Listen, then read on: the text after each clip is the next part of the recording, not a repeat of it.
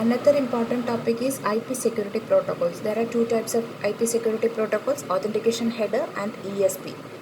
Authentication header provides authentication.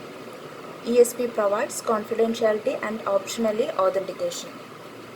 Then authentication header provides support for data integrity and authentication of IP packets.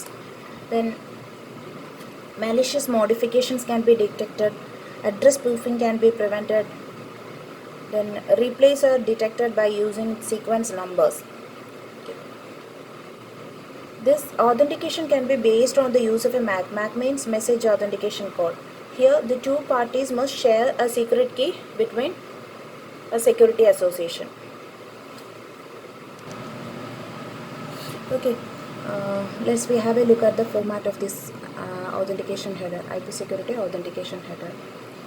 Before that, while studying the IP security protocols, we have to include the format of both authentication header and ESP, and how transport and tunnel mode works on this authentication header and ESP protocols.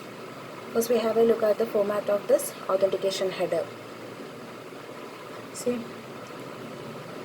these are the fields in this authentication header.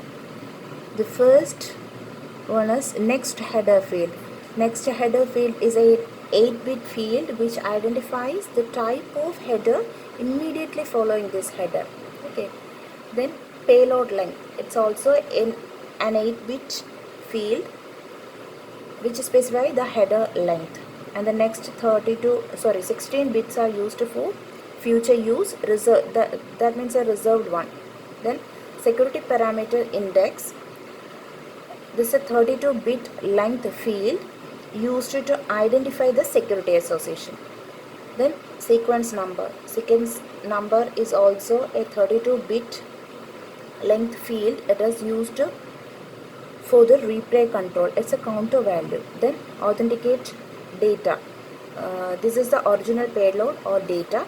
This is a variable length. It consists of a MAC value or an integrity check value.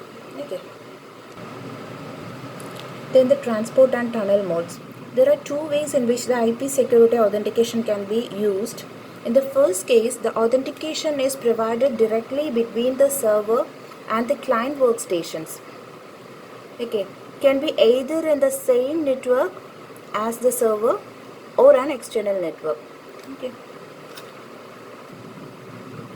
Since the server and the workstation share a protected secret key, the authentication process is secure. In this case, transport mode is applicable. Okay. In the second case, a remote workstation authenticates itself to the corporate firewall, either for access to the entire internal network or because the requested server does not support the authentication feature. In this case, tunnel mode is applicable. And let's have a look at the location of this authentication header in transport and tunnel modes in different versions of IPs. See, this is a format before applying AH. In IPv4, data is here, some TCP header is there, original IP header is here.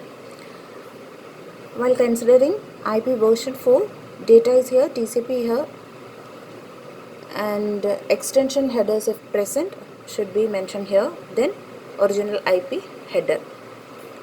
In the case of transport mode, see, the authentication header is applied after the original IP header and before the data. Okay, I told you that transport mode protects only the data, not the original header. So in this case of IP version 6,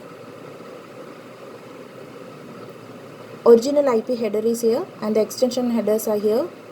The authentication header is applied here.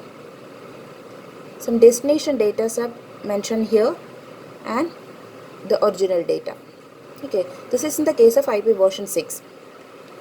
I told you before about the IP version 4. Then in the case of tunnel mode,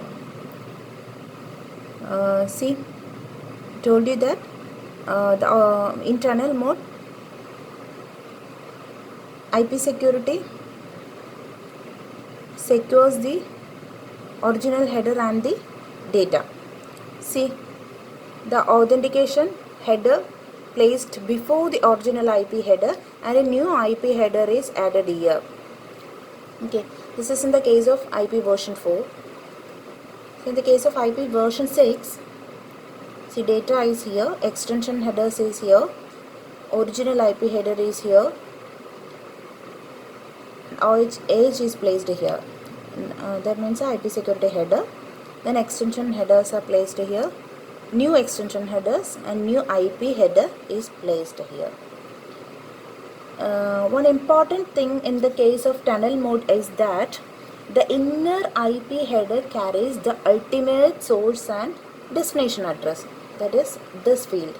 The inner IP header carries the ultimate source and destination addresses, while the outer IP header may contain different IP addresses like addresses of firewalls or other security gateways.